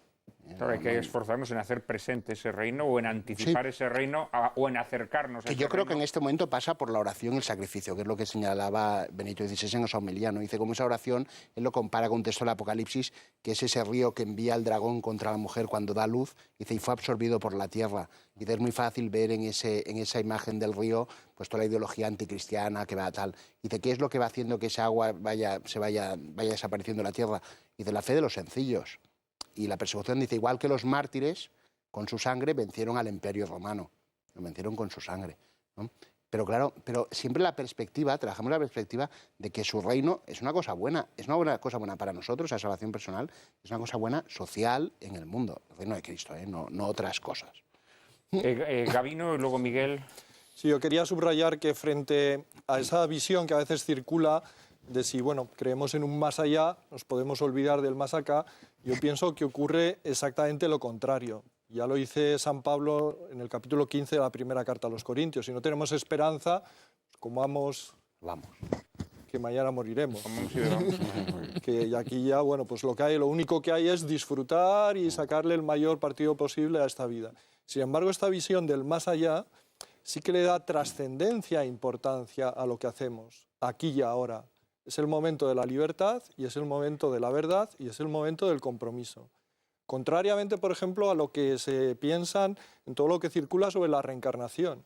Que, bueno, pues ahora trampeamos, pero voy a tener otra oportunidad, lo voy a poder... No, no, esta es la oportunidad, este es el momento. Es el momento de la gracia, pero también es el momento del compromiso. Y entonces eso da una entidad y da un peso y da una seriedad y da una significación y una hondura a la conducta, a la verdad de la conducta de uno, al compromiso y a la relación con Dios y qué hago yo aquí ahora delante de Dios, porque esto va a tener luego unas repercusiones que, sin caer en el miedo, pero son unas repercusiones importantes, porque son unas repercusiones de cara al juicio y de cara a la vida eterna. Luego eso le da una densidad, le da una importancia, le da un significado a este ínterim del que hablabas, que otras visiones, pues que no tienen esta esperanza en el más allá, pues lo desfiguran y lo atenúan.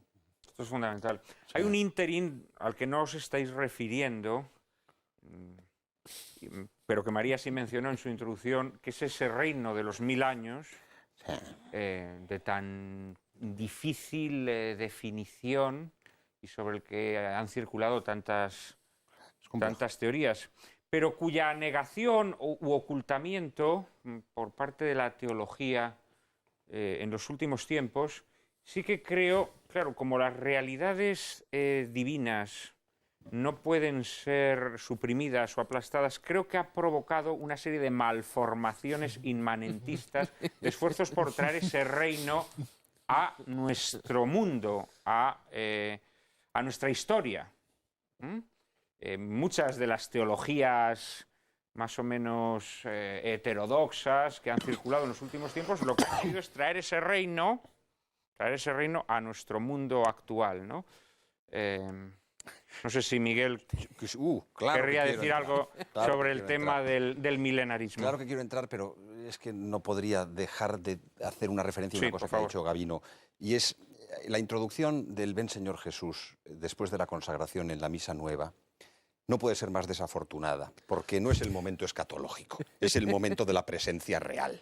Y la introducción de esa expresión, no quiero pensar, pero desde luego permite la confusión de que no estamos hablando y reconociendo la presencia real. Dicho esto, vamos al tema del milenio. Bueno, es una reflexión muy... Vamos al tema del capítulo. Eso se dice después de ver que el sacerdote se arrodilla delante del Señor y lo adora. O sea, que sí, que está adorándolo. Conoce la presencia sacramental y pide, como dice Otros Santo que hablan Tomás, de tres venidas. Claro. La venida en la carne, claro, la sacramental. la venida en el sacramento y Sí, la parusía. Crea confusión en ese momento. En ese momento, no digo en otro. En ese Pueda momento. ser subrayarse más. Sí. Sí, sobre todo acompañado con otros rasgos lamentables de la Misa Nueva. Bueno, dicho esto, no dicho estamos hablando de esto, eso. Vamos al tema del milenio, el capítulo 20 del Apocalipsis. Hablemos. Claro, el problema del milenarismo es un problema muy complejo, pero sobre todo es un problema nominal. Es decir, tras estudiarlo, y creo que he dedicado alguna hora al asunto, me ha dado la impresión de que en buena parte el problema tenía una componente nominalista.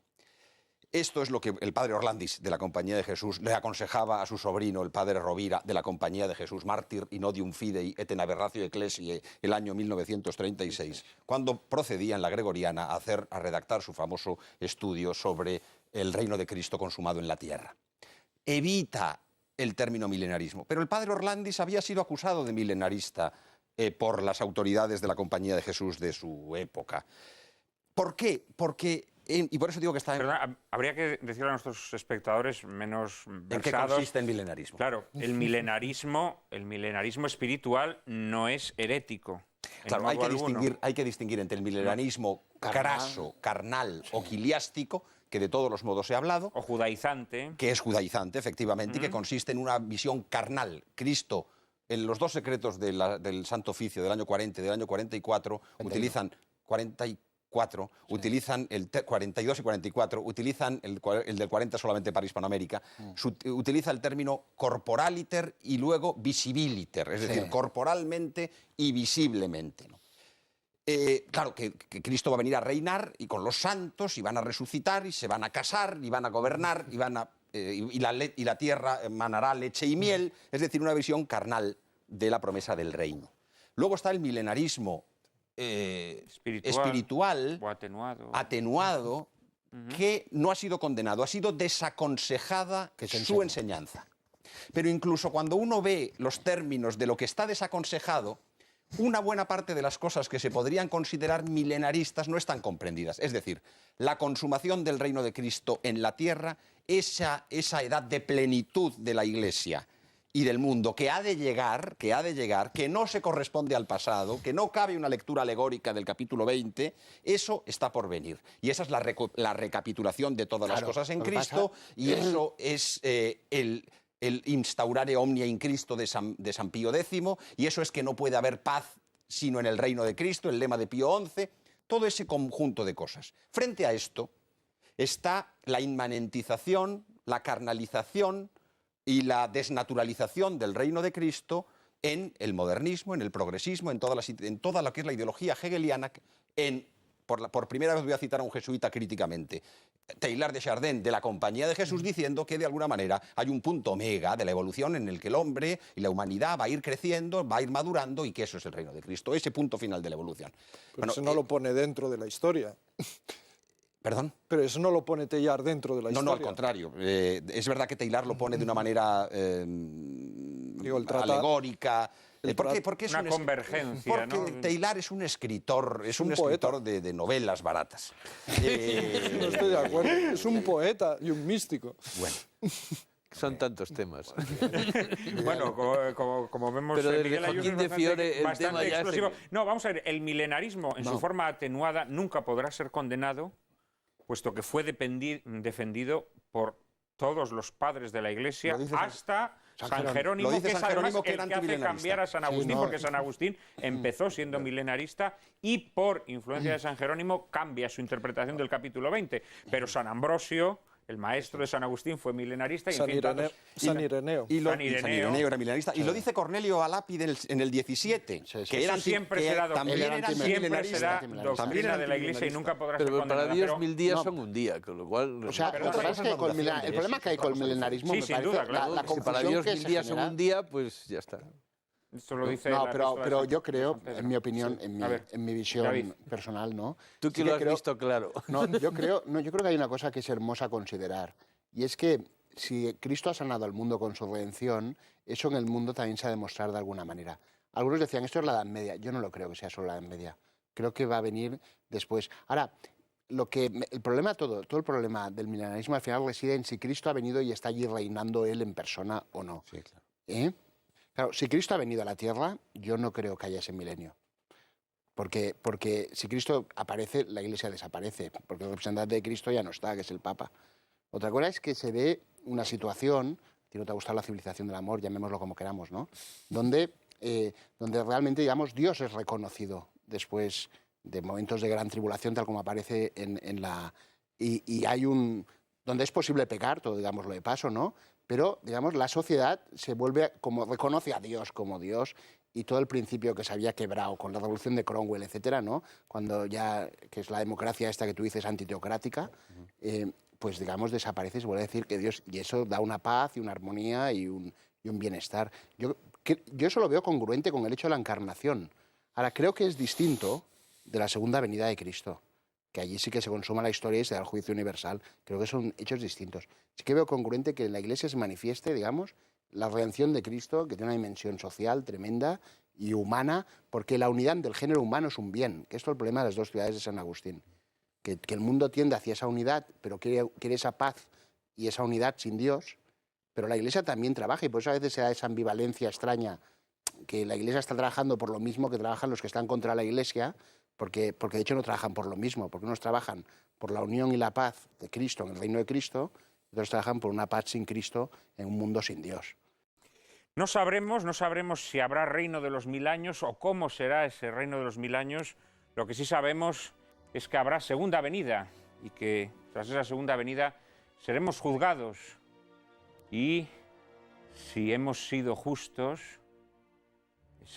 encontraremos morada en esa Jerusalén celeste con la que se cierran las visiones del Apocalipsis. En fin, queridos amigos, nada hay oculto que no llegue a descubrirse, ni nada secreto que no llegue a saberse y hacerse público. Como dice el Evangelio, gracias a los cuatro por haber ayudado esta noche a nuestros espectadores a entender un poco mejor los misterios parusíacos. Después de la publicidad, les anunciaré cuál será el tema de Lágrimas en la lluvia la próxima semana y les leeré un hermosísimo poema que tiene que ver con el juicio final. Será dentro de unos segundos.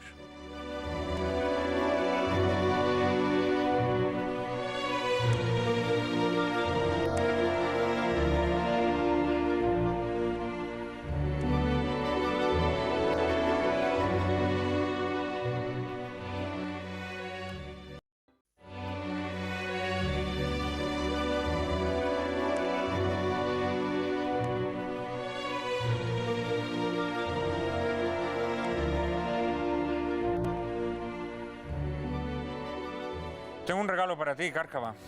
Uy, yo encantada. Me gustaría recitarte un maravilloso poema de Agustín de Foxá que trata sobre el amor eterno, el amor tras la resurrección de la carne. ¿Me permites que te lo recite? En estos tiempos que alguien te recite un poema y de semejantes características creo que es difícil, así que procede, por favor, Juan Manuel. Pues vamos a ello.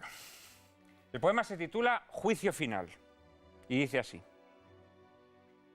Cuando el día del juicio resucite, yo buscaré tu cuerpo, recién nacido, con rocíos nuevos sobre tus senos, nuevamente vírgenes. Habrá una aurora extraña, dirigida por jerarquías de arcángeles azules. Preguntarán los prados, ¿qué es esta primavera milagrosa? En la tumba de yeso se moverán los cuerpos sonrosados. La rama del ciprés será caliente y la luna de enero tendrá alas en sus bordes. Tú vendrás toda nueva, desnuda, con tus formas recobradas, otra vez en tus venas vibradoras, donde por mí tu sangre era de espuma. Qué despertar, qué fiebre de latidos, qué nebulosa azul de corazones palpitando otra vez. Solo el mar ciego continuará su canto sin sorpresa. Pero tú y yo, enlazados con nuestros brazos de resucitados, con nuestras manos puras que enterradas habían olvidado de cómo era la piel de la naranja, nos haremos caricias encendidas. Tú y yo solos. Y acaso, distraída, me preguntes, ¿qué son esas trompetas que turban nuestro amor bajo los árboles? Bueno, ¿qué te ha parecido? Dices que normalmente soy muy charlatana, Juan Manuel, pero la verdad es que Foxá y tú me habéis dejado sin palabras. Bueno, pues para que veas que un grandísimo poeta, Agustín de Foxá, y un maravilloso poema, Juicio final. Prada, yo también tengo un regalo para ti. ¿Sabías que la letra del Aleluya del Mesías de Händel está tomada del Apocalipsis?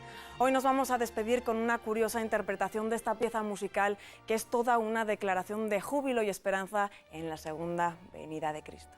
Me encantaría escucharla y seguro que a nuestros espectadores también, pero antes deja que avance el asunto de nuestro próximo debate. Discutiremos sobre monarquía y república. ¿Cuál es la mejor forma de gobierno para los pueblos? ¿Qué las distingue? ¿Qué las iguala? Estoy seguro de que los seguidores de nuestro programa disfrutarán de lo lindo con el debate que les proponemos. Y también con la película que lo ilustrará, una de las más grandes de la historia del cine español, en la que nos narran los cambios políticos y sociales acaecidos a lo largo de todo un siglo en España, a la vez que se nos cuentan las vicisitudes de un puñado de vecinos durante varias generaciones. Me refiero a Mi calle, dirigida por el genial maestro Edgar Neville y protagonizada por un elenco irrepetible en el que destacan, entre otros, muchos nombres como Rafael Alonso, Gracita Moreno, Morales, Agustín González, Conchita Montes, Adolfo Marsillac o nuestra amiga, porque sé que nos ve, Nati Mistral. No se la pierdan. Ya saben que a partir de ahora ya no podrán llorar lamentando que la televisión es un desierto de la inteligencia y el buen gusto. Ahora ya pueden refrescarse en el oasis que cada viernes les brinda lágrimas en la lluvia. Todos los viernes, a las 9:30 de la noche, aquí, en Intereconomía Televisión. Y ahora, adelante con ese especial Mesías de Händel.